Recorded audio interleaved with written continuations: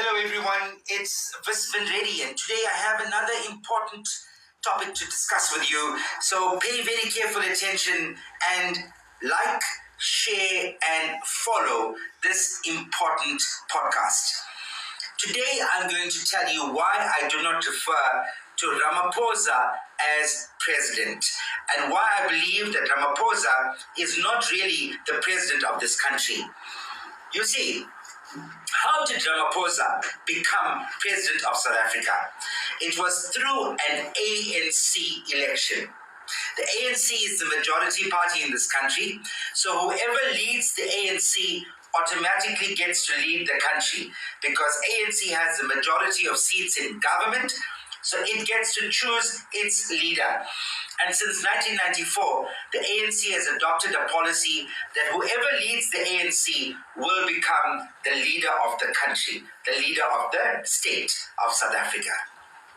Now, big business have been watching this very closely.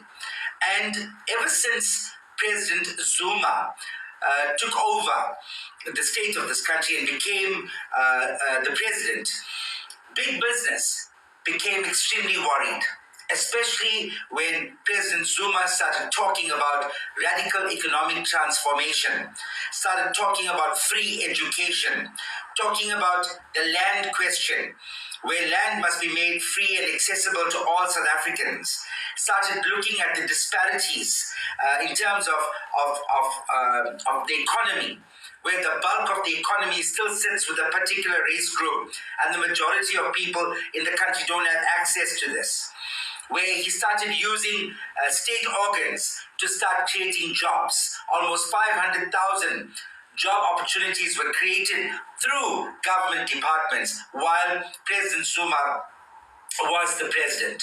Of course, this sent jitters on the big white owned business in the country. Remember, South Africa is not a poor country.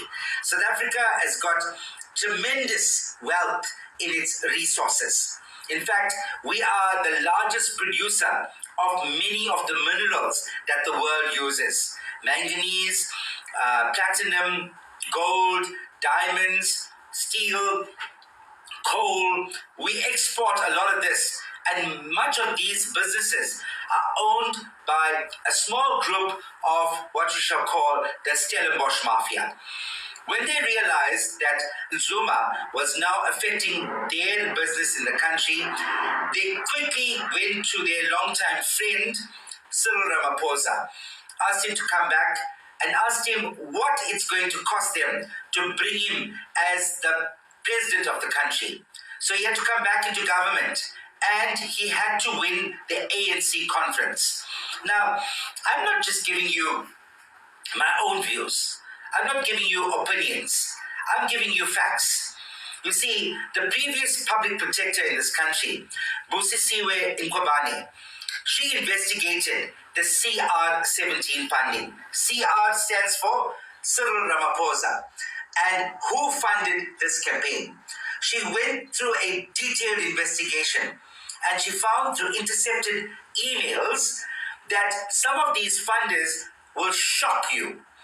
These are the ones that pumped into the CR17 campaign almost 1 billion rand. Not all of it in cash, some in cash, the rest in kind. She gave details of some of these donors, and I want to share them with you today. Top on the list is ENCA. Do you know the news channel ENCA? Well, the owner of ENCA donated close to 2 million rands, right? He is Johnny Copeland. 2 million rands, not to the ANC, not to the government, but to Cyril Ramaphosa's election campaign.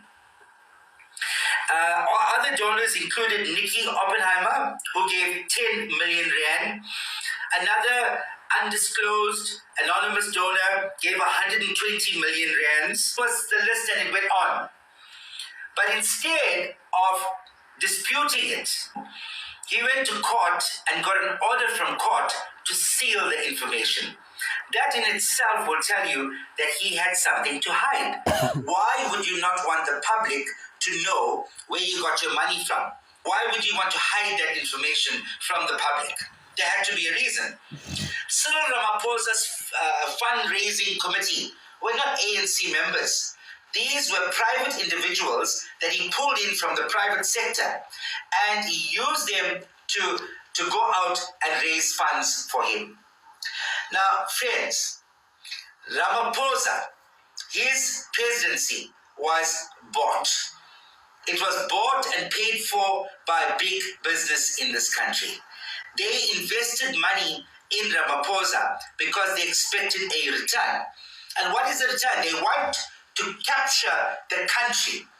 They want to protect the fact that they have all this huge access to our country's resources, which can be used to benefit the people. They want to protect that.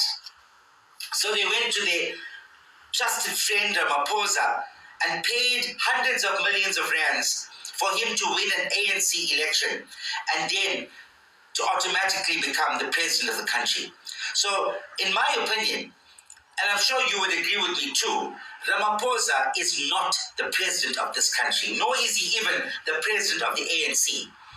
Because without that money, the outcome may have been something completely different.